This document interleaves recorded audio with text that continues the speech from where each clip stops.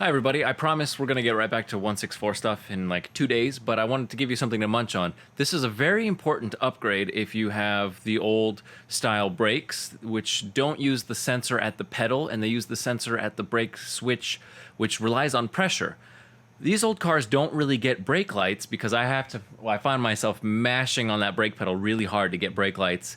And yes, the switch could just be replaced, but then that requires opening up the brake system and you have to bleed all four corners.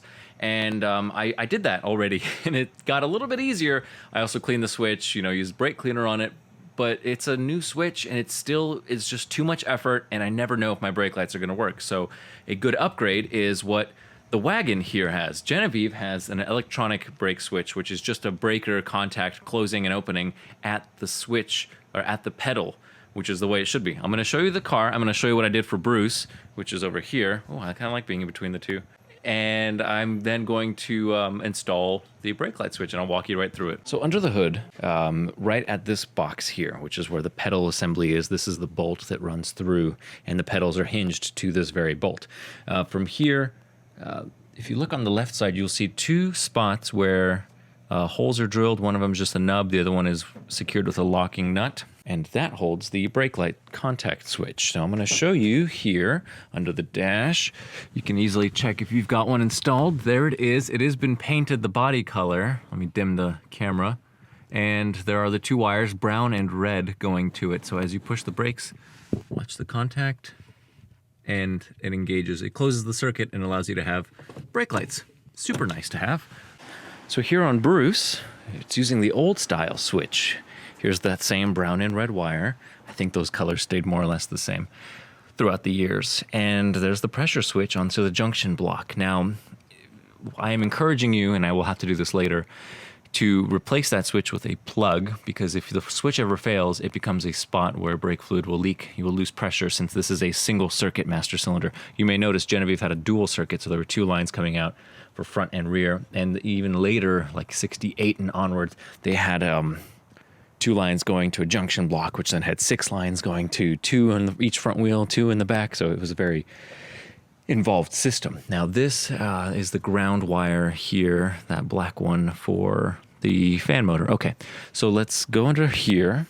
It was my knee pad. And I will show you. Boy, it was a bear of a time.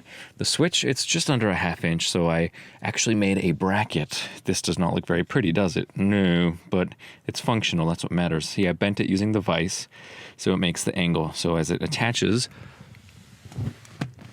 up in here, notice how many scratch marks there are. It was nearly impossible to get a drill to penetrate that hole because the angle we're working against the edges here. But gosh, it took a while. My hands hurt, my neck's a little sore, but we got it. Now this fella goes up in here, and it was so difficult for me to drill one hole. There's no way I could get a second hole to do that locking on it, just to make sure that this doesn't twist. So what I am going to do is tighten that bolt nice and tight on it so that it's good to go.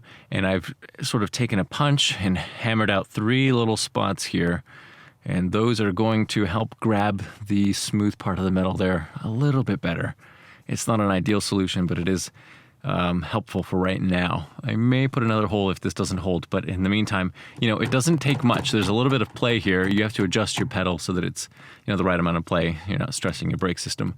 But I do want it to be, as soon as I push this, I want it to close the contact. So it's, it's not going to push a lot of force against the spring of the switch. This is available new from BP, and I paid, oh gosh, I think it was like $10 or $20. Here's the part number, and here's the actual price, the listing price for it right now. It'll change over the years as, supply and demand.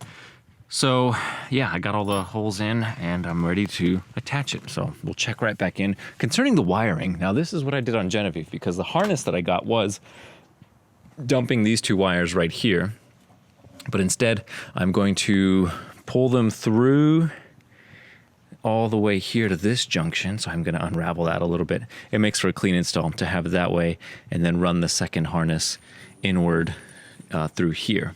I'm noticing surface rust. I got to address that. Okay, so if you're having issues with pulling the wire and routing it, you could probably sneak it through somewhere else, or maybe drill a hole and put a grommet. Oh, funny, on Genevieve there's actually already a hole, and they use a grommet, so that's the 2 wires that ended up here. There's the plug, as I recommend that you put in there. So yeah, this is going to be a really good solution for you, and you will then have pretty consistent working brake lights. See here, the wire is pulled out, the switch is already bolted in, and it looks like, you know, if everything goes well, I might have enough space from there to then go sort of catty corner down to the switch. It is tricky pulling the wire through the sheath, and something I noticed, and I should warn you if you do it, make sure you cover these ends, because you see in there it looks like it pulled a little bit of the red sheathing from one of the wires inside of the loom. We don't want that. It would be better to use this part of the loom and then let them go inside of it and then try to extract it that way so that they don't scrape up against any of their brethren. Okay, let's try to fish this in there. I'm gonna use one of these wiring tools, just try to poke through that and then pull the wires through and get them routed up. The red wire is a little short, but it's there. And I also wired up my fog lights to a proper switch here. You may have noticed earlier they were just zip tied to this harness. So let's see, if I turn the key, okay, I gotta replace the gas cap. Genevieve's borrowing it while hers is getting repainted. If I push the brakes, I should have lights. If I have brake lights, yay. If I don't, nay.